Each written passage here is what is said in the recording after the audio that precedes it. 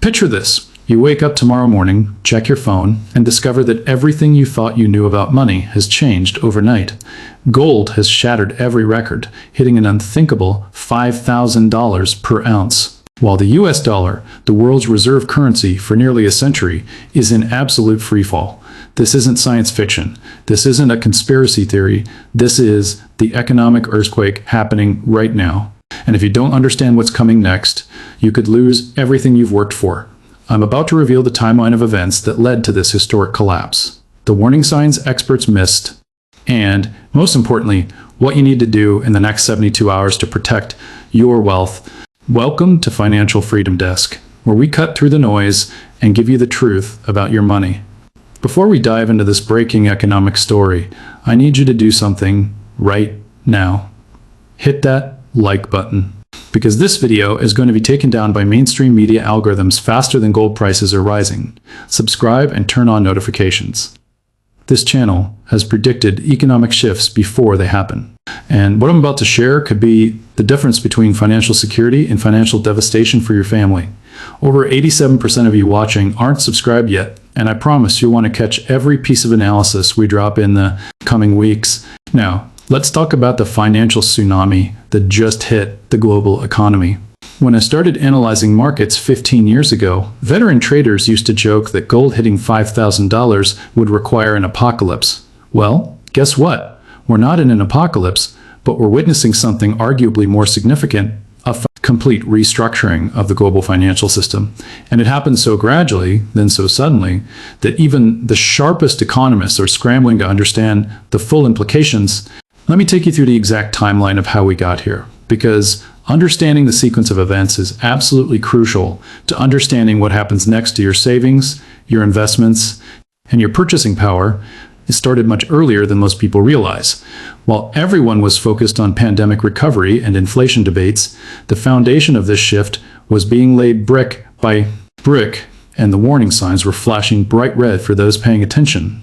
Back in early 2024, something extraordinary began happening in the shadows of international finance. Central banks around the world started diversifying away from US dollar reserves at an unprecedented pace. China, Russia, India, Brazil, and over 30 other nations began quietly but systematically reducing their dollar holdings. We're talking about hundreds of billions of dollars being converted into gold, other currencies, and alternative reserve assets. The mainstream financial media barely mentioned it. Politicians dismissed it as routine portfolio management, but those of us tracking capital flows knew something massive was brewing. By mid-2024, the cracks started showing more obviously. The U.S. national debt crossed $35 trillion, and for the first time in modern history, the interest payments on that debt exceeded the entire defense budget. Think about that for a moment. The United States was spending more money just paying interest on borrowed money than it was spending on its entire military. That's not sustainable economics. That's a debt spiral, and sophisticated investors recognized it immediately. Then came the autumn of 2024, when the Federal Reserve faced an impossible choice. Inflation was still elevated, but the economy was weakening. Raise rates and risk a severe recession, or lower rates and risk runaway inflation. They chose a middle path, tiny rate cuts that pleased nobody and solved nothing. But here's what most people missed. Those rate cuts, however small, made us Treasury bonds less attractive to foreign investors. When the yield on American debt falls while risk increases, smart money runs for the exits. Throughout late 2024 and early 2025, we saw a steady exodus of foreign capital from U.S. markets. It wasn't dramatic enough to make headlines, but the trend was unmistakable. Japanese pension funds reduced their treasury holdings. Middle Eastern sovereign wealth funds shifted allocations. European insurance companies diversified into German and Swiss bonds. Each individual move seemed reasonable, but collectively they represented a historic vote of no confidence in the dollar's future. By January 2026, just this month, the situation reached a critical tipping point. A combination of factors converged like a perfect financial storm. Political dysfunction in Washington made fiscal reform impossible. Now, let's talk about why gold specifically benefited so dramatically from this dollar collapse. Understanding this mechanism is essential because it affects every investment decision you'll make for the rest of this decade. Gold has served as money and a store of value for over 5,000 years of human civilization. It's not a coincidence. Gold has unique properties that make it ideal for preserving wealth. It's scarce, durable, divisible, portable, and most importantly, it cannot be printed by central banks or manipulated by government decree. When confidence in fiat currencies erodes, humans instinctively return to gold. It's hardwired into our economic DNA. As the dollar began its descent, investors worldwide faced a critical question. Where do we park our wealth? European currencies. They're tied to the struggling Eurozone economy, Chinese yuan. It's not freely convertible and comes with massive political risk. Bitcoin and cryptocurrencies, too volatile and still unproven as true safe havens during systemic crises. That left gold, silver, and other precious metals as the obvious destinations for fleeing capital. But here's where it gets really interesting. The gold market, despite its ancient history, is actually quite small compared to global financial markets. The entire above-ground gold supply is worth roughly $15 trillion at previous prices. Compare that to global stock markets at over $100 trillion or global bond markets at over $130 trillion, when even a small percentage of that massive capital base tries to squeeze into the relatively tiny gold market. Prices absolutely skyrocket. That's exactly what happened. As institutional investors pivoted from dollars to gold, the buying pressure overwhelmed available supply. Gold miners can't just magically produce more gold overnight. It takes years to develop new mines.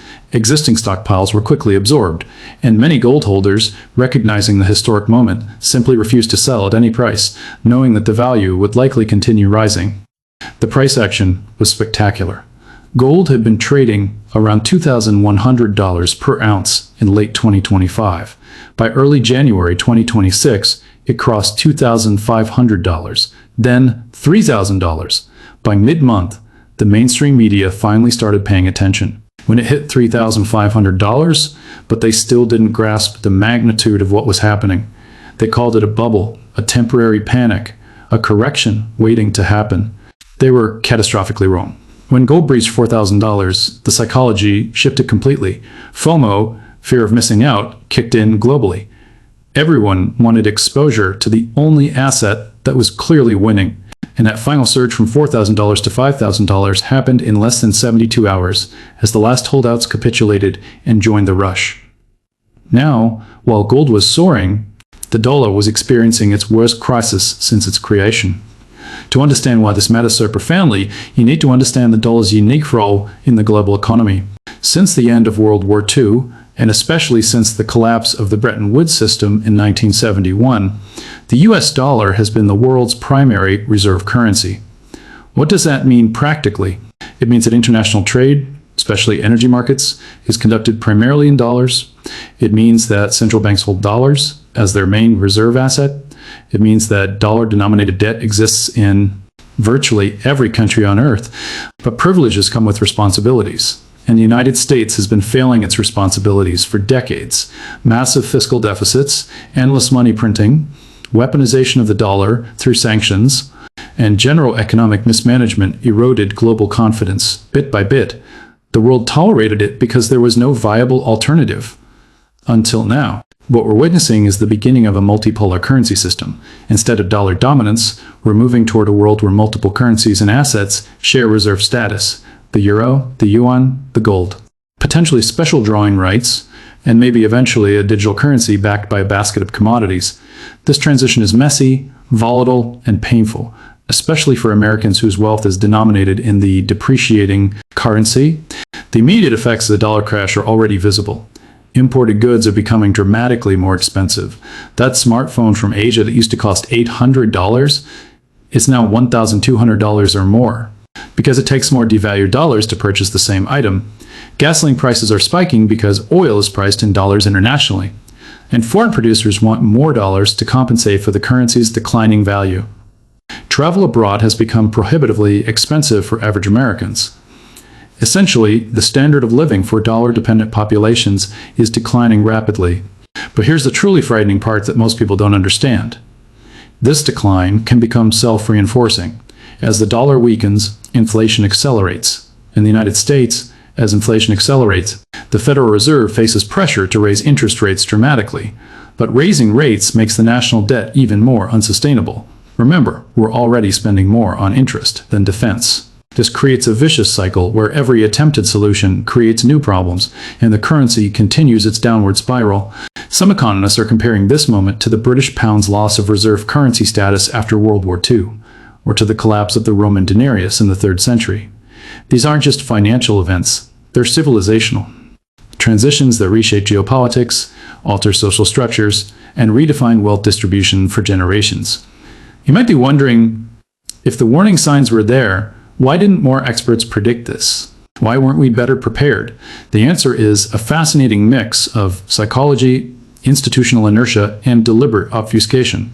First, there's recency bias. The dollar has been the dominant global currency for so long that most economists, policymakers, and investors simply couldn't imagine an alternative. It's like asking someone in 1910 to imagine a world without the British Empire. It was so foundational to the global order that its decline seemed impossible until it happened. Second, there's career risk. Economists and analysts who predicted dollar collapse were marginalized, mocked, and dismissed as doomsayers. The institutional financial media, which relies on advertising from major banks and investment firms, had no incentive to platform bearish dollar perspectives. Speaking truth to power is professionally costly, so most experts stayed silent or echoed the consensus view. Third, and most cynically, there's deliberate misdirection. Central banks and government officials had every incentive to maintain confidence in their currencies, even when fundamentals are deteriorating. They massage statistics, redefine metrics, and use carefully calibrated language to avoid triggering panic. Remember when inflation was called transitory even as it accelerated? That's not incompetence. So strategic communication designed to manage public psychology. Finally, there's the complexity barrier. Most people, even highly educated professionals, don't understand monetary mechanics. Let me give you specific, actionable steps to take in the immediate term to protect yourself and position for whatever comes next. Within the next week, conduct a complete financial inventory. Document all assets, bank accounts, retirement accounts, investment portfolios, real estate, vehicles, collectibles, everything. Document all liabilities, mortgages, student loans, credit cards, car loans, personal debts. Calculate your net worth and understand your current exposure. You can't make good decisions without accurate information about your starting point. Next, assess your currency exposure. What percentage of your wealth is denominated in dollars versus other currencies or hard assets? If you're 95% dollar denominated, you have significant vulnerability. Create a target allocation that includes at least some international diversification and hard asset exposure. Perhaps 20 to 30% of liquid assets in gold, foreign currencies, or international stocks. Review your emergency fund. Traditional advice says 3 to 6 months of expenses in cash. In a high inflation environment, that cash is deteriorating. Consider keeping 1 month in cash for immediate liquidity, then holding the remainder in short-term treasury bills, money market funds, or even a small allocation to precious metals that can be quickly liquidated if needed. The goal is maintaining purchasing power while preserving access. Examine your debt situation and create a payoff strategy. Prioritize high-interest, variable-rate debt for elimination. Consider whether refinancing any remaining debts into longer-term, fixed-rate instruments makes sense before rates rise. Further, run the numbers carefully. Sometimes carrying low-interest debt makes sense if you can deploy capital into higher-returning investments. So here we are, living through a historic transition that will be studied in economics textbooks for the next century. The question that matters most to you is, what do I do now? How do I protect my wealth, my family's security, and my financial future in this new reality? First, understand that this isn't a temporary blip. We're not going back to the old normal. The dollar might stabilize eventually, but it won't recover its previous dominance. Gold might pull back from $5,000, but it's unlikely to return to pre-crisis levels. This is a structural shift, and your investment strategy needs to reflect that new structure. For those who already own gold, congratulations. Your foresight has been rewarded. But don't get complacent. Consider taking some profits at these elevated levels and diversifying into other hard assets. Real estate in politically stable regions, productive farmland, dividend-paying stocks in essential industries, and even art and collectibles can serve as inflation hedges. For those who don't own gold, the question is whether to buy at these stratospheric prices.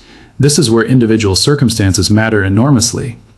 If you have zero precious metals exposure, acquiring some, even at $5,000 per ounce, makes sense as insurance against further currency debasement.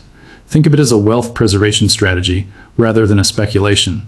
Dollar cost averaging into positions makes more sense than making one large purchase at what might prove to be a temporary peak. Beyond gold specifically, the broader lesson is asset diversification across different geographies and asset classes. Don't keep all your wealth denominated in a single currency, especially a declining one. Consider international diversification: Swiss francs, Singapore dollars, Norwegian kroner. Currencies backed by strong fiscal positions and stable political systems. So here we are, witnessing history unfold in real time. Gold at $5,000 per ounce, the dollar in crisis, the entire global financial system restructuring before our eyes. This isn't the end of the world, but it is the end of the world as we knew it. The experts missed this because they couldn't imagine the system changing. The politicians denied it because acknowledging it would mean accepting responsibility. The media ignored it because complexity doesn't generate clicks, but you didn't miss it because you're here watching this video seeking truth and actionable information. What happens next is still being written. Will the dollar stabilize or continue falling? Will gold keep climbing or consolidate? Will we see coordinated international action or competitive chaos? Nobody knows for certain, and anyone claiming perfect foresight is selling something. What we do know is that preparation, diversification, and clear-headed thinking will serve you far better than panic or denial. The wealth transfer happening right now is massive. Those holding hard assets are seeing their net worth soar. Those holding depreciating currency are watching their purchasing power evaporate.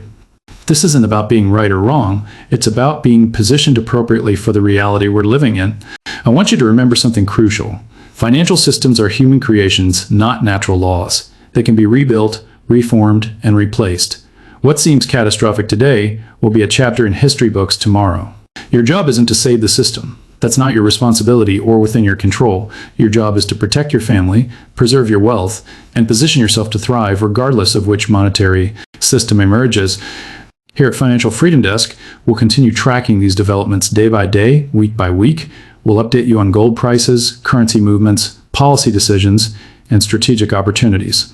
Now, I need you to do 3 things before you leave this video. First, smash that like button if this analysis gave you clarity about what's really happening in the economy.